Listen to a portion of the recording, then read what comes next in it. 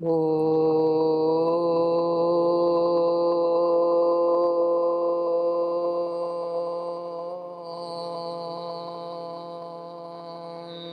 सहनाववतु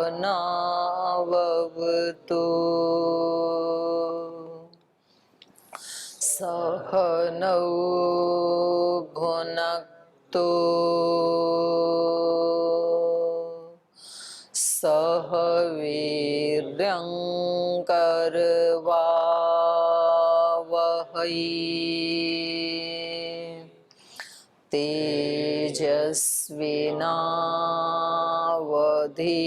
तेजस्विनावधीतमस्तु मा विद्विषावहै।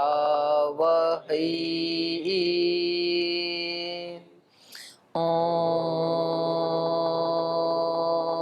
शान्ति शान्ति शान्तिः।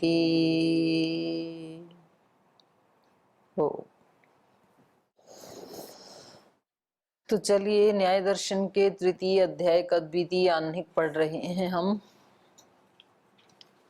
और बुद्धि की नित्यता अनित्यता का प्रसंग चल रहा है। पूर्व पक्षी का कहना है कि बुद्धि नित्य है और इनका कहना है बुद्धि अनित्य है। तो यहाँ पर जो इन्होंने उदाहरण दिया था कि आपको नानात्व का अभिमान हो रहा है स्फटिक मणि की तरह से, वास्तव में वहां पर नानात्व है नहीं, एक ही है। अब ये अपने उस स्फटिक मणि को एक अन्य तरीके से, कि जब इन्होंने कहा ना भी आप नानात्व का उदाहरण देने के लिए स्फटिक मणि का उदाहरण क्यों दे रहे हैं, क्योंकि उसमें कोई चेंज होता ही नहीं है, हमें भी पता ही है नित्य है वो। तो आप इसका उदाहरण दो ना, जो अलग अलग विषयों के रस गंध आदि के हैं, ये उदाहरण दो। तो कह रहे नहीं नहीं, स्फटिक मणि भी हर क्षण नई नई उत्पन्न हो रही है, तो हम उसका उदाहरण भी दे सकते हैं, ऐसे इन्होंने कहा। तो ये कह रहे हैं कि देखो, ये इस नियम के हेतु का अभाव होने से इसको स्वीकार नहीं किया जा सकता कि स्फटिक मणि प्रतिपल नई उत्पन्न हो रही है, क्योंकि वहां पर उपचय और अपचय का कोई कारण ही नहीं देखा जा रहा है। यदि कहीं किसी चीज की उत्पत्ति होती है उसका भी कारण होता है, विनाश होता है, तो पहले वाली स्फटिक मणि का विनाश हुआ तो उसका कोई हेतु कोई कारण मिलना चाहिए। नई उत्पन्न हुई उसका भी कोई कारण होना चाहिए, वो आप बता नहीं रही हैं। तो कह रहे हैं न उत्पत्ति विनाश कारणोपलब्धे, इसके उत्पत्ति और विनाश के कारण उपलब्ध नहीं हो रहे हैं, क्योंकि संसार में जहां कहीं भी उपचय या अपचय देखा जाता है तो वहां उसके कारण दिखाई देते हैं। जैसे वल्मीक का इन्होंने उदाहरण दिया। वल्मीक नीचे से वो मिट्टी लाती है और अपने घर पे उसका उपचय करती जाती है थोड़ा थोड़ा, तो फिर वो घर बड़ा हो जाता है तो वहां उपचय दिखाई देता है। और जैसे घड़ा पुराना हो गया तो उसमें थोड़ा थोड़ा उसके अवयवों का विभाग होता है, वो थोड़े थोड़े रोए से, और फिर वो हटते जाते हैं, तो वहां पर विनाश दिखाई देता है। लेकिन यहाँ स्फटिक मणि में तो ऐसा कुछ भी दिखाई नहीं दे रहा। तो जो आप ये कह रहे हैं तस्य अशेष निरोधे निरान्वये, निरान्वये व अपूर्वोत्पादे न कारणम उभयत्र अपि उपलभ्यते इति। आप कह रहे हैं एक स्फटिक मणि जो पहले थी उसका अशेष निरोध है, संपूर्ण रूप से नाश हो जाता है, और संपूर्ण रूप से नाश होने पर पीछे का कुछ भी बचता नहीं है। निरन्वय, बिना किसी अवयव के, अपूर्वोत्पादे, बिल्कुल नई उत्पत्ति हो रही है स्फटिक की, अपूर्व, जो पूर्व में था नहीं। तो करें इसका उभयत्र, दोनों के ही नाश का और उत्पत्ति का कहीं भी कारण उपलब्ध नहीं हो रहा है। और जिसके विनाश और उत्पत्ति का कारण ना मिले तो उसको विनाश और उत्पत्ति नहीं कह सकते हैं हम, बिना कारण के कार्य होता नहीं है। तो क्षणिकवादी कहते हैं नहीं, हो जाते हैं ना, बिना कारण के भी कार्य हो जाता है कभी कभी। तो ये उदाहरण दे रहे हैं। क्षीर विनाशे कारणानुपलब्धिवत दध्युत्पत्तिवच्च तदुत्पत्ति ही। तो ये कह रहे हैं कि देखो यहाँ पर दूध से जो दही बनता है तो दूध का तो विनाश हो रहा है और दही की उत्पत्ति हो रही है, तो कोई कारण है क्या वहां पर? कोई कारण नहीं है। यद्यपि वो जो उसमें खट्टा डालते हैं वो उसका हेतु है, पर उसको ये देख नहीं रहे हैं। ये कह रहे हैं कोई नई चीज नहीं है ना, कोई उसका अवयवी हो दही का, तो ऐसा या इसके अवयवों का विनाश हो रहा हो, ऐसा कोई कारण दिखता नहीं है। तो कह रहे हैं वहां उसकी उत्पत्ति की तरह यहाँ पर स्फटिक की भी तदुत्पत्ति माने स्फटिक उत्पत्ति। जैसे दही यहाँ क्या है? अपूर्वोत्पत्ति, पहले दही था नहीं, अपूर्वोत्पत्ति है। और दूध का क्या है? अशेष विनाश, अशेष निरोध।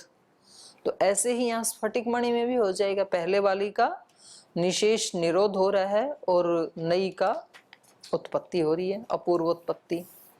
यथा अनुपलभ्यमानं क्षीर विनाश कारणं दध्युत्पत्ति कारणं च अभ्यनुज्ञायते तथा स्फटिके अपरापरासु व्यक्तिषु विनाश कारणं उत्पाद कारणं च अभ्यनुज्ञेयम् इति। जैसे क्षीर विनाश कारणम अनुपलभ्यमानम, दूध के विनाश का कारण उपलब्ध न होते हुए भी उसका नाश हो जाता है। और दधि उत्पत्ति कारणम च, और दही की उत्पत्ति का कारण भी उपलब्ध न होने पर भी दही की उत्पत्ति हो जाती है। और तच्च अभ्यनुज्ञायते, और वो हम सब स्वीकार करते हैं इस बात को। तथा वैसे ही स्फटिक मणि में भी अपरा अपरासु, दूसरी दूसरी के अपरा अपरासु व्यक्तिषु विनाश कारणम, जो अगली वाली है वो पहले वाली का विनाश का कारण बन जाती है। और उत्पाद कारणम च, पहली वाली अगली के उत्पत्ति का कारण बन जाती है। और उसको हमें अभ्यनुज्ञेयम् इति स्वीकार कर लेना चाहिए।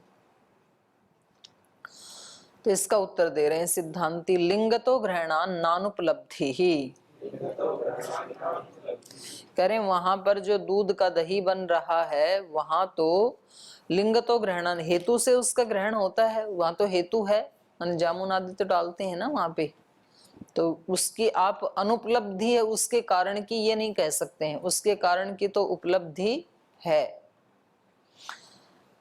क्षीर विनाश लिंगम, क्षीर विनाश कारणम, लिंगम का अर्थ यहाँ है सूत्र में कारणम। लिंगतो ग्रहणात् माने कारण, कारणस्य ग्रहणात्। तो क्षीर विनाश लिंगम, इसी को खोला क्षीर विनाश कारणम। दध्युत्पत्ति लिंगम मतलब दध्युत्पत्ति कारणम। तो दधि क्षीर विनाश कारणम दधि उत्पत्ति कारणम च गृह्यते, उसका तो ग्रहण होता है। अतः न अनुपलब्धि, उसकी अनुपलब्धि नहीं है, उसकी तो उपलब्धि ही है। जामुन डालते हैं तब दूध से दही बनता है। विपर्यस्तु स्फटिकादिषु द्रव्येषु अपरापरोत्पत्ति नाम न लिंगम अस्ति इति अनुत्पत्तिरेव इति। लेकिन इसके विपरीत जो स्फटिक मणि का आप उदाहरण दे रहे हैं, इसमें विपर्यस्तु स्फटिकादिषु द्रव्येषु अपर अपर उत्पत्ति नाम, अगली अगली स्फटिक मणि की उत्पत्ति होने में न लिंगम अस्ति, वहां तो कोई कारण नहीं है। इति अनुत्पत्तिरेव इति, इसलिए अलग अलग स्फटिक मणि का बिल्कुल प्रतिक्षण नई उत्पत्ति होती है और पहले वाली का विनाश हो जाता है, इसकी उपपत्ति नहीं हो पाएगी। अत्र कश्चित परिहारम आह, अब यहाँ पर एक मध्यस्थ व्यक्ति आकर के बीच में कुछ बोल रहा है, ये मध्यस्थ व्यक्ति की बात है। न पयसः परिणाम गुणांतर प्रादुर्भावात्,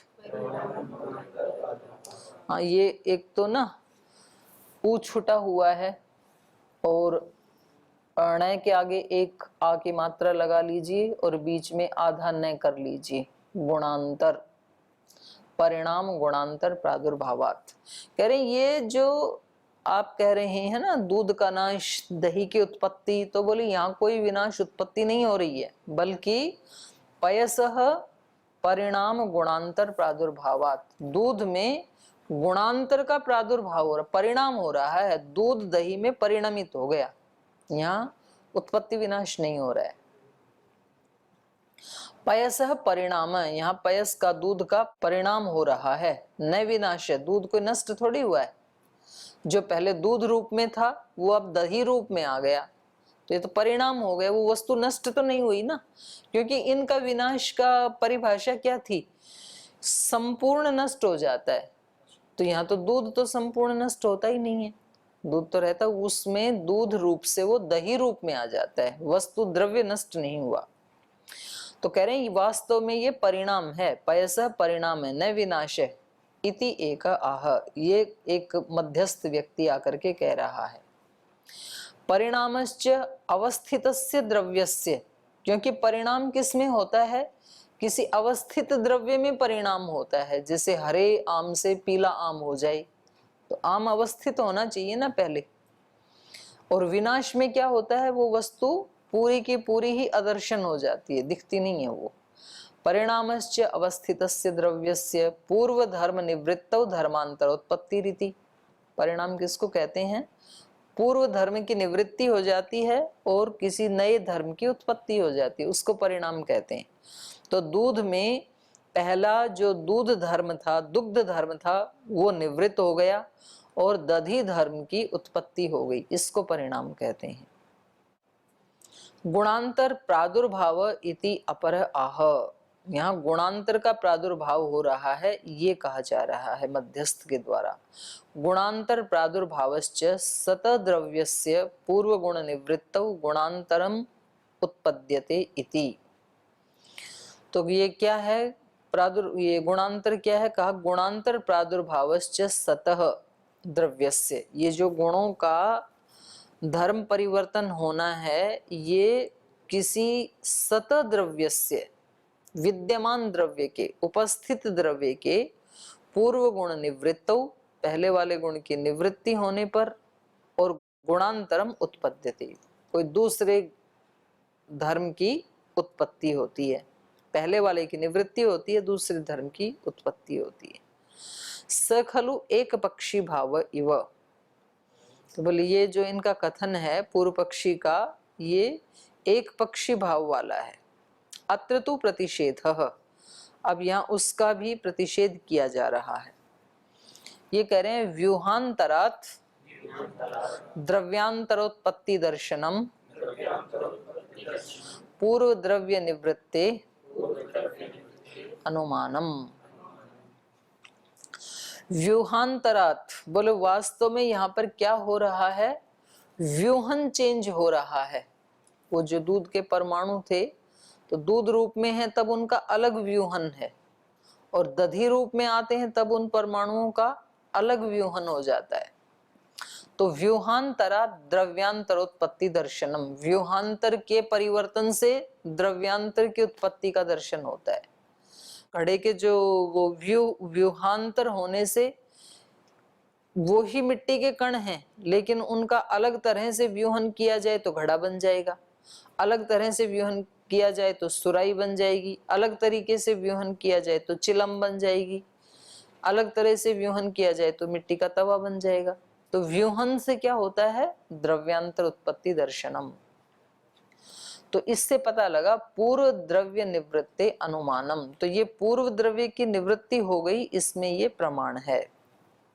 माने प्रथम द्रव्य के निवृत्ति होने का ये प्रमाण है कि वो पहले वाला द्रव्य निवृत्त हो गया, दूध निवृत्त हो गया, दही बन गया। सम्मूर्छन लक्षणात् अवयव व्यूहात् द्रव्यांतरे दध्युत्पन्ने गृह्यमाणे पूर्वं पयोद्रव्यम अवयव विभागेभ्यो निवृत्तम इति अनुमीयते। सम्मूर्छन लक्षणात्, सम्मूर्छन माने संयोग विशेष, विशेष प्रकार का एक संयोग हो गया उन अणुओं का, परमाणुओं का।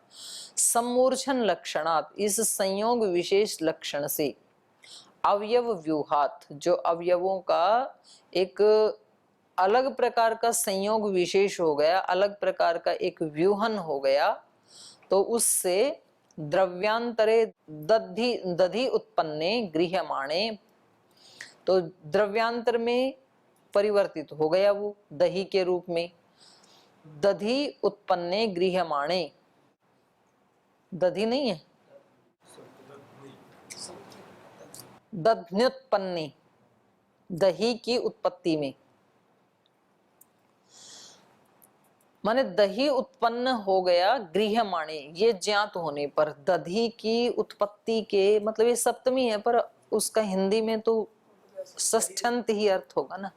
दही की उत्पत्ति हो गई ये ज्ञात होने पर, जैसे ही उसका व्यूहन चेंज हुआ, ये ही दही की उत्पत्ति में प्रमाण है, इसी से ज्ञात होता है। गृह्यमाणे, ये ज्ञात होने पर पूर्वम पयोद्रव्यम अवयव विभागेभ्यो, जो पहले दूध द्रव्य था और उस द्रव्य का जो एक व्यूहन था दूध के कणों का, उसमें अवयव विभागेभ्यो, उसमें उन अवयवों का विभाग हो गया, माने अलग प्रकार से व्यूहन हो गया। विभाग का मतलब ऐसा नहीं है कि वो बिखर गए, पर दूध के रूप में वो व्यूहन टूट गया और दही के रूप में संयोग विशेष हो गया।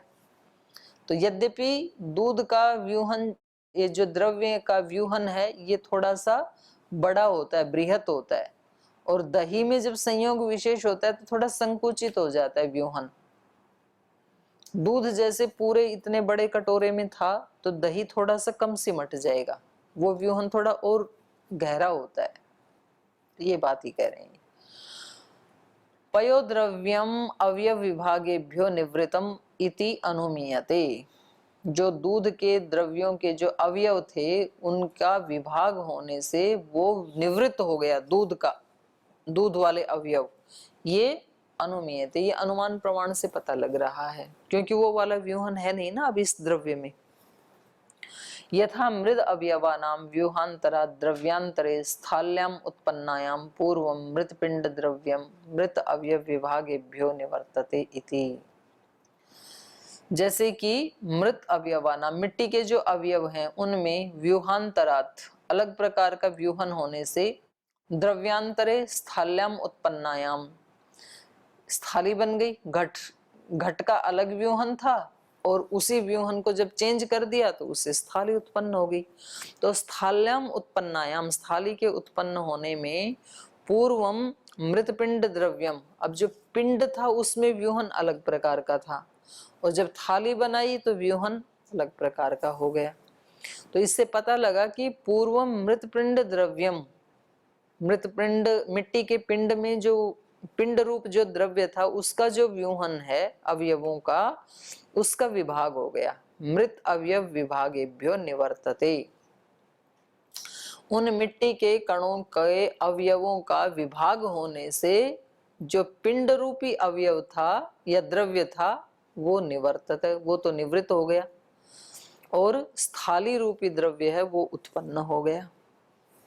मृदवच्च अवयव अन्वय पयोदध्नो, तो ऐसे जैसे मिट्टी में हुआ कि मिट्टी के पिंड रूप व्यूहन का निवृत्ति हो गई और स्थाली रूपी द्रव्य की उत्पत्ति हो गई, तो ऐसे ही मृदवच्च, मिट्टी के समान ही अवयव अन्वय, अवयवों का जो अन्वय है वो पयोदध्नो, दूध और दही में भी देखा जा रहा है। दूध के अवयवों का विभाग होकर के दूध नाम का द्रव्य है वो, उसकी निवृत्ति हो गई और दधी में उसकी उत्पत्ति हो गई।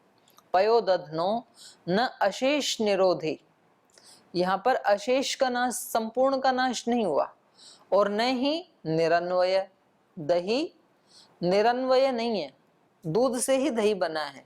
दूध को यदि पूरा लेस कर दें तो दही बन नहीं सकता है, दूध ही अन्वित होके आया है दही में। जैसे इन्होंने क्या कहा था, स्फटिक मणि में वो अपूर्वोत्पत्ति है और निरन्वय है, तो कह रहे हैं ऐसा यहाँ पर नहीं है। पयोदध्नो न अशेष निरोधे निरन्वय द्रव्यांतरोत्पादो घटत इति, माने ये घटित नहीं होता है, ये स्वीकार नहीं किया जा सकता जो आपने स्फटिक मणि का उदाहरण दिया है। अभ्यनुज्ञाय च निष्कारणम क्षीर विनाशम दध्युत्पादम च प्रतिषेध उच्यते इति। तो अब इसको चलो अभ्युपगमवाद से आपकी बात को स्वीकार भी कर लें हम। इन्होंने क्या कहा था कि बिना ही कारण के, इन्होंने कहा था कि बिना कारण के कार्य नहीं हो सकता है, उत्पत्ति और विनाश का कोई कारण होना चाहिए। तो इन्होंने कहा नहीं, देखो दूध से दही बन जाता है, कोई कारण थोड़ी है वहां, तो बोल कारण तो है वहां पे, पर चलो हम थोड़ी देर के लिए उसको नजरअंदाज करते हैं, छोड़ देते हैं उसको। अभ्यनुज्याय च निष्कारणम क्षीर विनाशम, बिना ही किसी कारण के दूध का नाश हो गया, और दध्युत्पादम च, और दही की उत्पत्ति हो गई। इसको अभ्यनुज्याय, इसको स्वीकार करके प्रतिषेध उच्यते, अब सूत्रकार उसका दूसरे ढंग से प्रतिषेध कर रहे हैं। क्वचित विनाश कारणानुपलब्धेः क्वचित च उपलब्धेः अनेकांतः। बोले आपका ये विनाश और उत्पत्ति है ना, तो कहीं तो विनाश के कारण की अनुपलब्धि है और कहीं विनाश के कारण की उपलब्धि है। तो कहीं उपलब्ध हो और कहीं उपलब्ध ना हो, तो उस सिद्धांत को क्या कहेंगे? अनेकांत। तो ये आपका सिद्धांत कैसा हो गया? अनेकांत हो गया। और अनेकांत अपने आप में क्या है? निग्रह स्थान है। क्षीर दधिवत निष्कारणौ विनाशोत्पादौ स्फटिक व्यक्ति नाम इति। बोले आपने कहा कि जो स्फटिक व्यक्ति हैं उनमें जो विनाश और उत्पत्ति है वो निष्कारण से हो रही है। कैसे? क्षीर दधिवत, दूध और दही के समान। न अयम एकांत इति, तो ये आपका पक्ष एकांत पक्ष नहीं है। कस्मात्? हेतु अभावात, यहाँ आपके पास हेतु तो नहीं है ना इस पक्ष में।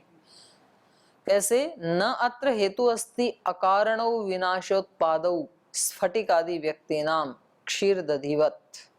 ये तो आपकी प्रतिज्ञा हो गई ना कि हमारी स्फटिक मणि में बिना ही कारण के उत्पत्ति और विनाश हो रहे हैं, और सीधा ही फिर आपने दृष्टांत कैसे दिया? दूध और दही की तरह से। तो बीच में हेतु भी तो आना चाहिए। पहले तो प्रतिज्ञा हुई कि उत्पत्ति विनाश निष्कारण होते हैं, ये होगी प्रतिज्ञा, और फिर सीधा दे दिया आपने उदाहरण दूध और दही के समान। तो बोले हेतु तो है ही नहीं, हेतु तो दो। हेतु अभावात न अत्र हेतु अस्ति अकारणौ विनाशोत्पादौ स्फटिक आदि व्यक्ति नाम क्षीर दधिवत न पुनः यथा विनाश कारणाभावात कुंभस्य विनाश उत्पत्ति कारणाभावाच्च उत्पत्ति एवं स्फटिक आदि व्यक्ति नाम विनाशोत्पत्ति कारणाभावात विनाशोत्पत्ति भाव इति। बोले यहाँ आपने न पुनः यथा विनाश कारण भावात कुंभस्य विनाशः, कुंभ का नाश कैसे होता है? विनाश का कारण है वहां पर, जो कुंभ के अवयव थे उनमें विभाग होता है, तो ये उसके विनाश का कारण है। न पुनः यथा विनाश कारण भावात कुंभस्य विनाश है, और उत्पत्ति कारण भावाच्च उत्पत्ति, और उनका घट की उत्पत्ति का भी कारण है, एक अलग तरह से व्यूहन होता है, तो उसकी तरह से उत्पत्ति भी नहीं है। स्फटिक आदि व्यक्ति नाम विनाशोत्पत्ति कारण भावात विनाशोत्पत्ति भाव। तो आपने यहाँ पर, आपके पास कोई हेतु तो नहीं है कि आप घट की उत्पत्ति और विनाश के समान स्फटिक की उत्पत्ति और विनाश नहीं मान रहे हैं, जो कि सकारण है, और आप दूध और दही की उत्पत्ति और विनाश के समान स्फटिक मणि की उत्पत्ति और विनाश मान रहे हैं निष्कारण। तो ऐसा मानने में आपके पास कोई हेतु नहीं है। तो बिना हेतु का सिद्धांत खंडित हो जाता है, तो इसलिए आपका खंडित हो गया। ये दूसरे ढंग से खंडन कर रहे हैं। निरधिष्ठानम च दृष्टांत वचनम, तो कह रहे हैं आपका ये जो दृष्टांत वचन है ना, सीधा आपने जो दृष्टांत दिया दूध और दही वाला, ये क्या है? निरधिष्ठानम च, निराधार है। कोई आधार तो होना चाहिए दृष्टांत का। गृह्यमाणयो विनाशोत्पादयो स्फटिकादिषु स्यात् अयम् आश्रयवान दृष्टान्तः क्षीर विनाश कारण अनुपलब्धि दध्युत्पत्ति वच्चे इति। कह रहे हैं कि ये स्फटिक आदियों में जो आपका विनाश और उत्पत्ति हैं, ये दोनों आश्रयवान स्यात्, ये आश्रयवान हो जाता है, ये दृष्टांत आपका, यदि आप क्षीर विनाश कारण अनुपलब्धिवत दध्युत्पत्तिवच्चे इति, यदि आप इसको ये दिखा देते क्षीर विनाश कारण अनुपलब्धिवत, अभी तो आपने ये ही सिद्ध नहीं किया कि दूध से दही बनता है वो निष्कारण होता है कि नहीं होता है, तो कोई आश्रय नहीं, आधार ही नहीं आपके कथन का। तो कह रहे हैं इसके क्षीर विनाश कारणा अनुपलब्धिवत दध्युत्पत्तिवच्च इति तौ तु न गृह्यते। वो कारण तो अभी आपने निष्कारण दोनों की उत्पत्ति और विनाश दिखाया ही नहीं अभी। तस्मात् निरधिष्ठानो अयम दृष्टांत है, इसलिए आपका ये दृष्टांत निराधार है, इसका कोई आधार ही नहीं है। पहले जो आप दृष्टांत दे रहे हो उसको तो सिद्ध कर दो कि ऐसा होता भी है कि नहीं, निष्कारण से दही दूध का नाश और दही की उत्पत्ति होती भी है कि नहीं, उसको सिद्ध किए बिना ही दृष्टांत दे दिया। तो दृष्टांत कैसा है? निरधिष्ठानम, निराश्रय, निराधार। तो ये दूसरे ढंग से उसका खंडन कर दिया। अभ्यनुज्ञाय च स्फटिकस्य उत्पाद विनाशौ यो अत्र साधक तस्य अभ्यनुज्ञानात् अप्रतिषेधः। तो कह रहे हैं अभ्यनुज्ञाय च स्फटिकस्य उत्पाद विनाशौ, स्फटिक की उत्पत्ति और विनाश उनको स्वीकार करके, यो अत्र साधकः, जो साधक दृष्टांत है, तस्य अभ्यनुज्ञानात् प्रतिषेध कुंभवत् न निष्कारणौ विनाशोत्पादौ स्फटिकादीनाम इति अभ्यनुज्ञेयो अयं दृष्टान्तः प्रतिषेधुम अशक्यत्वात्। तो ये तीसरा वाला जो है इसको फिर अगली कक्षा में पढ़ेंगे। तो दो दृष्टि से इन्होंने इसको खंडित कर दिया। एक पहला है हेतु का अभाव होने से, और दूसरा बताया निरधिष्ठान होने से। तो दो तरीके से खंडित कर दिया। एक तीसरे ढंग से भी इसको खंडित कर रहे हैं, तो इसको अगली कक्षा में पढ़ेंगे।